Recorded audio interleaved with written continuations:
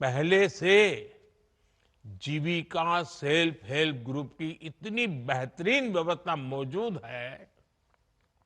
लगभग 11 लाख स्वयं सहायता समूह यहां काम कर रहे हैं। यानी एक जमी जमाई व्यवस्था पहले से तैयार है।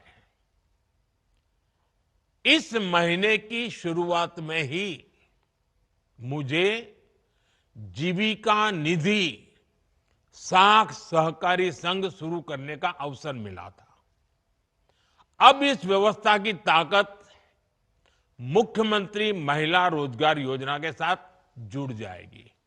यानी अपनी शुरुआत के साथ ही ये योजना पूरे बिहार में, बिहार के हर कोने में और एक एक परिवार तक प्रभावी होने वाली है। साथियों, मुख्यमंत्री महिला रोजगार योजना ने केंद्र सरकार के लखपति दीदी अभियान को भी नई मजबूती दी है। केंद्र सरकार ने देश में 3 करोड़ लखपति दीदी बनाने का लक्ष्य रखा है। 2 करोड़ से अधिक बहनें अब तक लखपति दीदी बन चुकी हैं। और मैं गांव की महिलाओं की बात कर रहा हूं। उनकी मेहनत से गांव बदले हैं, समाज बदला है और परिवार का रुतबा भी बदला है। बिहार में भी लाखों की संख्या में महिलाएं लखपति दीदियां बनी है। और जिस तरीके से बिहार की डबल इंजन की सरकार इस योजना को आगे बढ़ा रही है, मेरा पक्का विश्वास है कि वो दिन दूर नहीं जब देश में सबसे ज्यादा लखपति दीदी अगर पूरे हिंदुस्तान में कहीं होगी तो आज तो मुझे लग रहा है कि ये ज्यादा से ज्यादा लखपति दीदी ये मेरे बिहार में ही होगी। माताओं बहनों, केंद्र सरकार की मुद्रा योजना, ड्रोन दीदी अभियान, बीमा सखी अभियान, बैंक दीदी अभियान, ये भी आपके लिए रोजगार और स्वरोजगार के अवसर बढ़ा रही है। हमारा लक्ष्य है कि एक ही लक्ष्य को लेकर के चल रहे हैं। आपके सपने पूरे हो, आपके परिवार के जो सपने हैं, आपके मन में आपके बच्चों का जो उज्जवल भविष्य है, उनको पूरा करने के लिए आपको ज्यादा से ज्यादा अवसर मिले।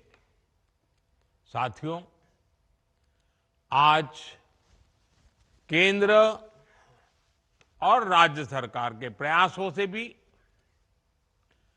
बहनों बेटियों के लिए नए नए सेक्टर खुल रहे हैं। आज हमारी बेटियां बड़ी संख्या में फौज और पुलिस में आ रही हैं।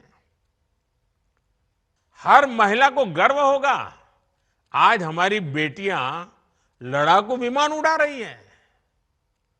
लेकिन साथियों, हमें वो दिन भी नहीं भूलने हैं जब बिहार में आरजेडी की सरकार थी, लालटेन का राज था।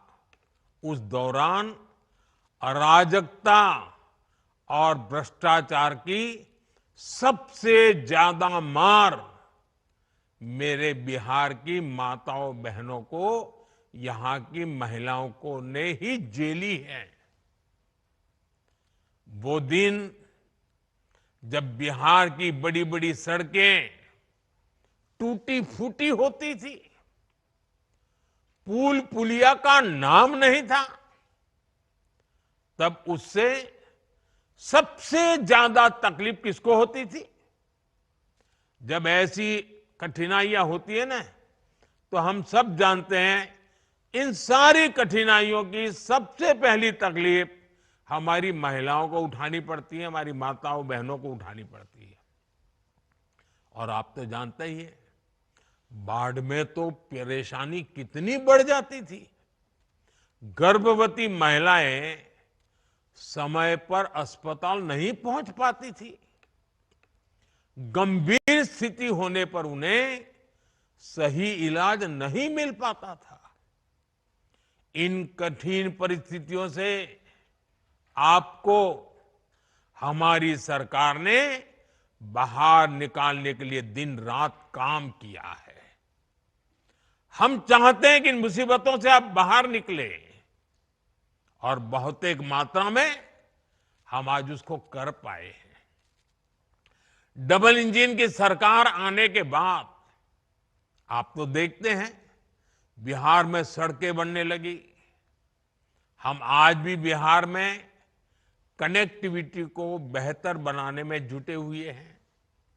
इससे बिहार की महिलाओं को बहुत सुविधा होनी शुरू हुई है।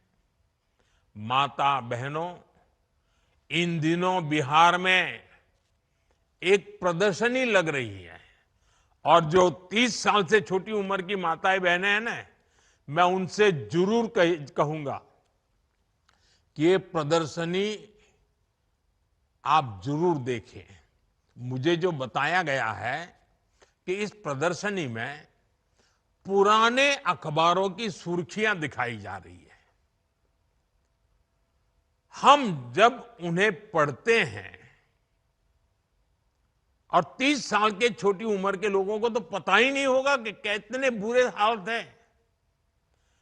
और बूढ़े लोग, बुजुर्ग लोग भी पढ़ेंगे तो उनको भी लगेगा, उनको याद आता है कि आरजेडी के राज में बिहार में किस तरह का खौफ था। कोई घर सुरक्षित नहीं था।